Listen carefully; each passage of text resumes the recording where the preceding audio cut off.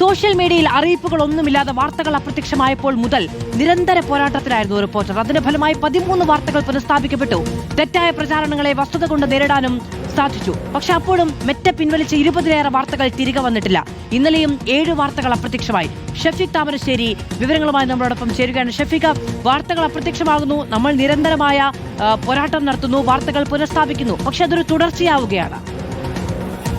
തീർച്ചയായും ഈ പോരാട്ടത്തിൽ നമ്മളിപ്പോഴും പൂർണ്ണമായ വിജയം കൈവരിച്ചു എന്ന് നമുക്ക് പറയാൻ കഴിയില്ല. ഭാഗികമായ ഒരു നേട്ടം മാത്രമാണ് നമുക്കിപ്പോൾ ഉണ്ടായിരിക്കുന്നത്.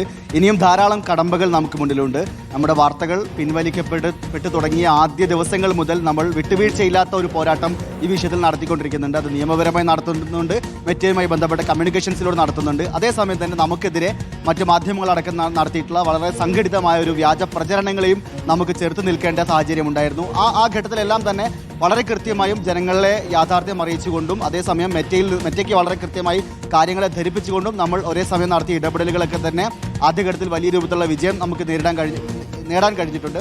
ഏറ്റവും ആദ്യത്തിൽ നമുക്കറിയാം, വാർത്തകൾ വളരെ യാതൊരു കാരണവുമില്ലാതെ വാർത്തകൾ പെട്ടെന്ന് അപ്രത്യക്ഷമായി കൊണ്ടിരിക്കുന്ന ഘട്ടത്തിൽ നമുക്ക് മുന്നിൽ ഒരു വലിയ പ്രതിസന്ധി ഉണ്ടായിരുന്നു. എന്താണ് സംഭവിക്കുന്നത് എന്ന് മനസ്സിലാവുന്നില്ല. ഏതെങ്കിലും വിധത്തിലുള്ള ഒരു കമ്മ്യൂണിറ്റി ഗൈഡ് ലൈൻസ് നമ്മൾ വയലേറ്റ് ചെയ്തിട്ടുണ്ടോ എന്നുള്ള സംശയം ഉണ്ടാകുന്നു. പക്ഷേ പിന്നീടുള്ള ഘട്ടത്തിൽ മെറ്റയുമായി നമ്മൾ സംസാരിക്കുമ്പോഴെല്ലാം നമുക്ക് അറിയാൻ കഴിയുന്നു, യാതൊരു പ്രശ്നവും നമ്മുടെ വാർത്തകളുമായി ബന്ധപ്പെട്ടിട്ടില്ല. പ്രാദേശികമായി ഉണ്ടായ ഒരു ലീഗൽ റിക്വയർമെൻറ്റിൻ്റെയും ഒരു റിക്വസ്റ്റിൻ്റെ അടിസ്ഥാനത്തിലാണ് ഇത്തരം ഒരു വാർത്തകൾ പിൻവലിക്കുന്ന സ്ഥിതി ഉണ്ടായത് നമ്മൾ അറിയുന്നു. പിന്നീട് ആ റിക്വസ്റ്റ് എവിടെ നിന്ന് എന്നുള്ളത് കണ്ടെത്താൻ വേണ്ടി നമ്മൾ ശ്രമം നടത്തുന്നു. ആ ഘട്ടത്തിലാണ് വളരെ തെറ്റായ ഒരു വിവരം കേരളത്തിൻ്റെ പൊതുമണ്ഡലത്തിൽ പ്രചരിപ്പിക്കപ്പെടുന്നത്. അതായത് മെറ്റ കുറ്റം സമ്മതിച്ചിരിക്കുന്നു, തങ്ങൾക്കുണ്ടായ ഒരു സാങ്കേതിക പിഴവാണ് ഇതിന് കാരണമെന്നും സർക്കാരിനോ മറ്റ് ഏജൻസികൾക്കോ യാതൊരു പങ്കുമില്ല എന്നുള്ള തരത്തിൽ വളരെ ആസൂത്രിതമായി തന്നെ യാതൊരു തെളിവുമില്ലാതെ ധാരാളം മാധ്യമങ്ങൾ വാർത്ത നൽകുകയുണ്ടായി. ആ വാർത്തകൾ പെട്ടെന്ന് ഒരു പൊതു അന്തരീക്ഷത്തിൽ ഒരു തെറ്റായ പ്രതീതി സൃഷ്ടിക്കുന്നു. അപ്പോൾ നമ്മൾ സംശയിക്കപ്പെടുന്ന ഒരു സാഹചര്യം ഉണ്ടാകുന്നു. ആ ഘട്ടത്തിലാണ് കേരളത്തിൽ ഇത്തരമൊരു തെറ്റായ വിവരം പ്രചരിച്ചുകൊണ്ടിരിക്കുന്നുണ്ട്. സൈബർ പോലീസിനോട് മെറ്റ ഇങ്ങനൊരു വിവരം നൽകിയതായി പ്രാദേശികമായി ഇവിടെ വാർത്തകൾ പ്രചരിക്കുന്നുണ്ട്. അതിൻ്റെ യാഥാർത്ഥ്യം എന്താണെന്ന് ചോദിച്ചുകൊണ്ട് വളരെ കൃത്യമായ വിവരങ്ങൾ ഉൾപ്പെടുത്തി നമ്മൾ മെറ്റയ്ക്ക് വീണ്ടും മെയിൽ അയക്കുന്നത്. ആ മെയിലിനുള്ള മറുപടിയായിരുന്നു ഇതിനകത്ത് നമ്മൾ നടത്തിയ പോരാട്ടത്തിലെ ഏറ്റവും നിർണായകമായ ഏറ്റവും നാഴികക്കല്ലായി മാറിയ ഒരു മെയിൽ കമ്മ്യൂണിക്കേഷൻ.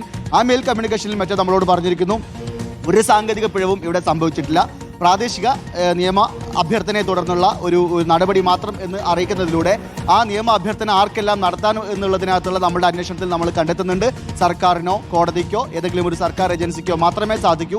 ഏതെങ്കിലും ഒരു വ്യക്തിക്കോ ഒരു NGOക്കോ അങ്ങനെ ഒരു അഭ്യർത്ഥന നടത്തണമെങ്കിൽ തന്നെ ഒരു കോടതി ഉത്തരവിൻ്റെ പിൻബലം വേണം. അതില്ലാത്ത ഒരു സാഹചര്യത്തിൽ സർക്കാരിനോ സർക്കാർ ഏജൻസികൾക്കോ മാത്രമേ ഇത്തരമൊരു നീക്കം നടത്താൻ കഴിയൂ. അതുകൊണ്ട് തന്നെ ഇനി ബാക്കിയുള്ളത് സർക്കാർ ഇതിന് മറുപടി പറയുക എന്നുള്ളതാണ്. സർക്കാർ ഓഡിറ്റബിളാണ്.